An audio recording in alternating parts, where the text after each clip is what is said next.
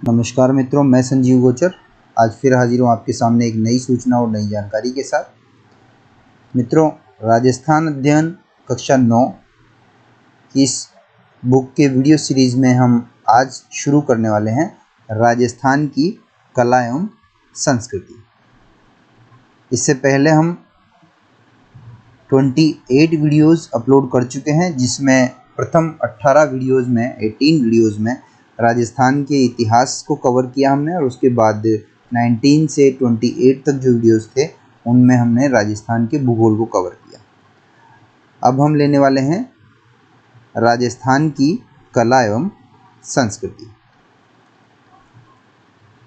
बहुत उपयोगी हैं। कक्षा 9 से कक्षा 12 तक की राजस्थान अध्ययन की जो बुक्स हैं उन सभी के वीडियोज़ हम अपलोड करने वाले हैं। इनको आप अच्छे से देखें, और ये राजस्थान के कॉलेज लेक्चरर से लेकर एलडीसी तक सभी एग्ज़ाम्स में काफ़ी उपयोगी साबित होंगे।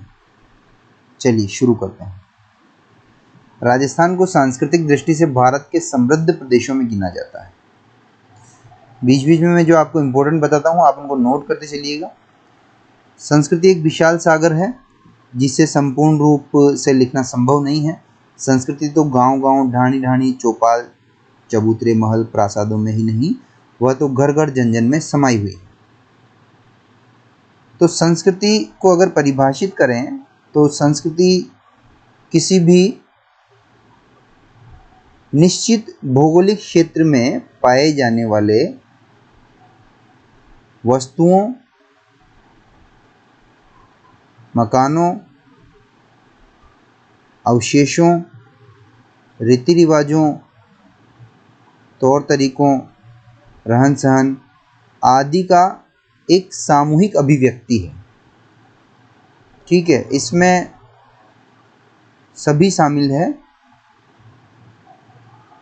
रीति रिवाज जो समाज में इस्तेमाल किए जाते थे उनसे लेकर के, और बर्तन जो इस्तेमाल किए जाते थे, मकान जिस तरह से बनाए जाते थे, या सड़कें जिस तरह से बनाई जाती थी, ये सभी संस्कृति में शामिल है।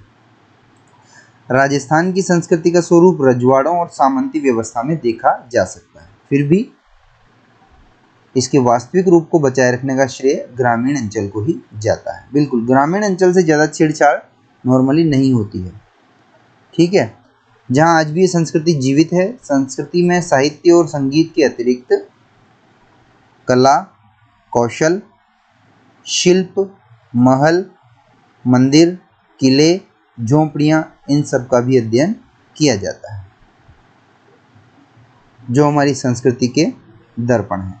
राजस्थान में जो लोग धोती पहनते हैं, साफा बांधते हैं, महिलाएं घाघरा लुगड़ी पहनते हैं, आजकल जो युवा हैं या व्यक्ति हैं वो उसको बैकवर्ड या पिछड़ापन मानते हैं, जबकि वो हमारी संस्कृति है। हमें उस पर गर्व होना चाहिए।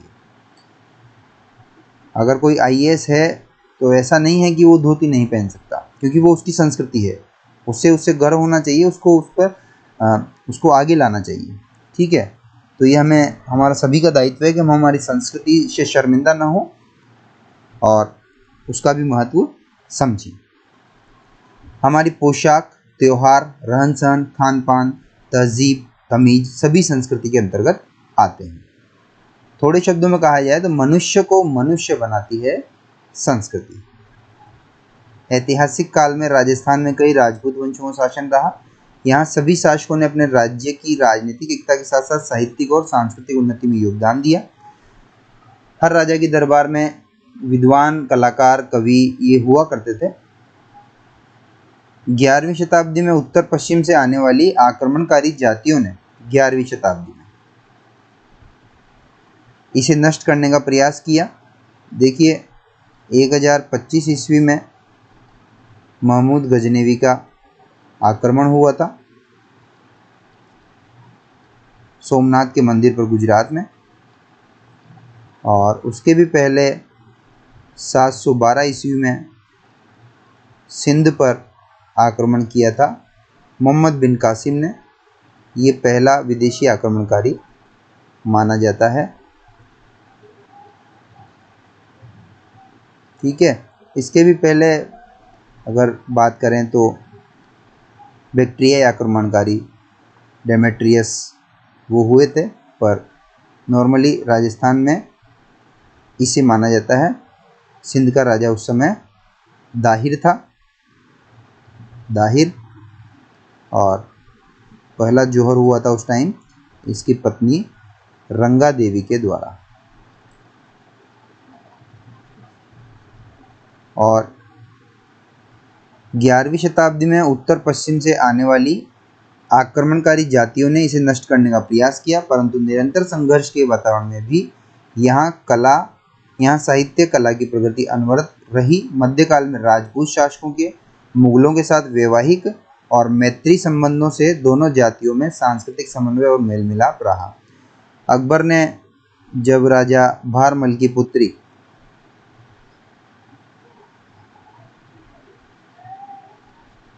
हरखाबाई, जिसे उसने मरियम उज्जमानी की उपाधि दी,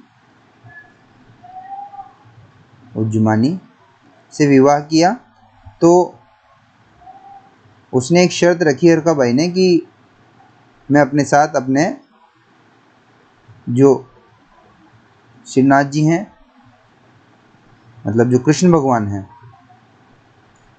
उनको भी लाऊंगी।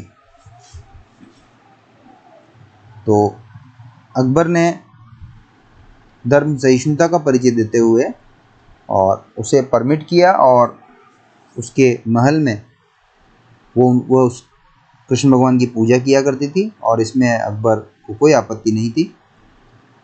और उससे विवाह के उपरांत ऐसा कहते हैं कि उसके प्रभाव में आकर के 1562 में जजिया कर अकबर ने जो गैर मुस्लिमों पर लगाया जाता था, ब्राह्मणों पर लगाया जाता था, जजिया कर हटा दिया। 1563 में तीर्थ यात्रा कर हटा दिया, और 1564 में ठगी प्रथा को समाप्त कर दिया। तो इस तरह से कला साहित्य में विविधता और नवीनता का संचार हुआ और एक सांझी संस्कृति का निर्माण हुआ। सांझी संस्कृति, तो राजस्थान के भूभाग पर आक्रमणों एवं युद्धों का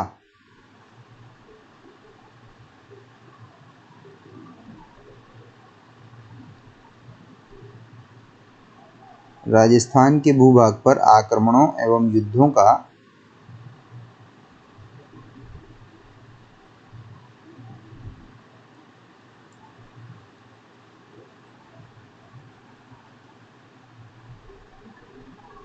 दौर निरंतर राजस्थान पर आक्रमण होते रहे विदेशी आक्रमणकारियों के, तो लंबे समय तक ये दौर चलता रहा। राजस्थानी जनजीवन में समन्वय एवं उदारता के गुणों ने सांझी संस्कृति को पनपने का अवसर दिया।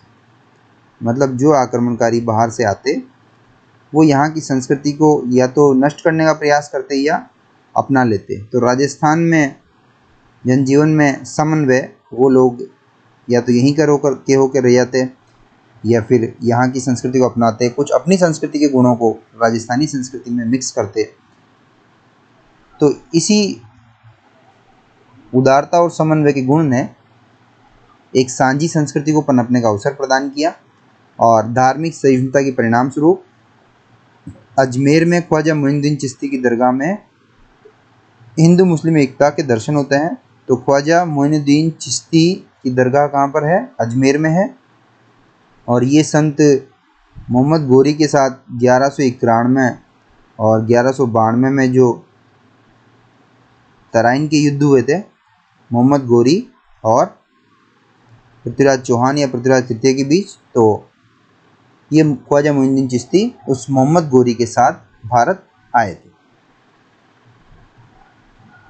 तो ख्वाजा मोइनुद्दीन चिश्ती की दरगाह कहाँ है? अजमेर में है। अजमेर में किसकी दरगाह है? संत ख्वाजा मोइनुद्दीन चिश्ती की। चिश्ती सिलसिले ये थे, और ये हिंदू मुस्लिम एकता की एक मिसाल के रूप में राजस्थान में देखी जाती है।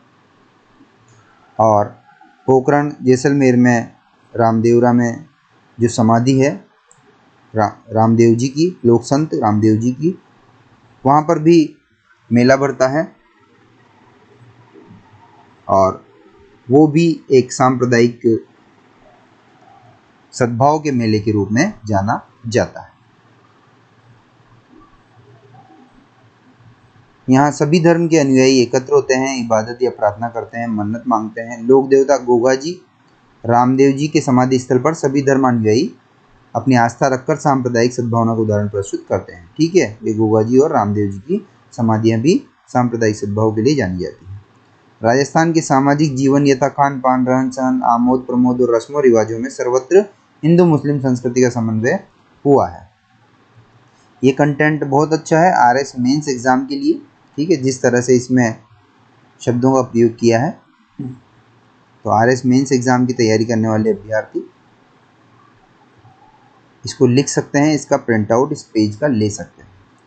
भोजन में अकबरी जलेबी, खुरासानी खिचड़ी, बाबर बड़ी, पकौड़ी और मुंगोड़ी का प्रचलन मुगली प्रभाव से पनपा।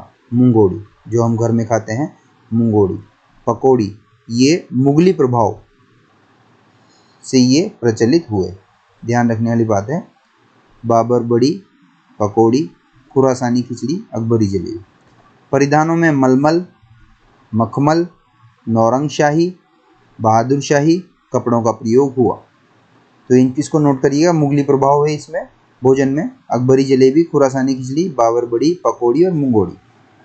कहीं पर भी ये फैक्ट आपको गाइड्स में नहीं मिलने वाला है। ठीक है, और कपड़ों की परिधानों की बात करें तो मलमल, मखमल, नौरंगशाही, अंडरलाइन इसको लिख लें क्योंकि एग्जाम में पूछ सकता है। नौरंगशाही निम्न में से है, पगड़ी का एक प्रकार, सिक्कों का एक प्रकार का परिधान। ठीक है, इसलिए ये आप लिख लें, बहादुर शाही, नौरंगशाही कपड़े। आमोद प्रमोद में पतंगबाजी, कबूतरबाजी मुगल काल से प्रचलित हुई। तो पतंगबाजी भी मुगल काल से प्रचलित हुई और कबूतरबाजी भी, इसको भी नोट कर लीजिए। स्थापत्य कला में हिंदू मुस्लिम शैलियों का सम्मिश्रण सांझी संस्कृति का उदाहरण है। यहाँ के राजा महाराजाओं ने मुगली प्रभाव से स्थापत्य निर्माण में संगमरमर का प्रयोग किया। तो संगमरमर का प्रयोग भी मुगली प्रभाव है। गैलरियों, फव्वारों, छोटे बागों को महत्व दिया, ये सब मुगली प्रभाव है। दीवारों पर बेलबूटे के काम को बढ़ाया। चित्रकला की विभिन्न शैलियों में मुगल शैली का प्रभाव भी सब जगह देखा जा सकता है। इस प्रकार राजस्थानी कला एवं संस्कृति में सांझी संस्कृति के वे सभी तत्व मौजूद हैं जो अपने मूलभूत स्वरूप को बनाए रखते हुए भी नवीनता, ग्रहणशीलता, सहिष्णुता और समन्वय को स्वीकार करने के लिए तैयार रहते हैं। इस वीडियो में इतना ही, मिलते हैं अगले वीडियो में। धन्यवाद।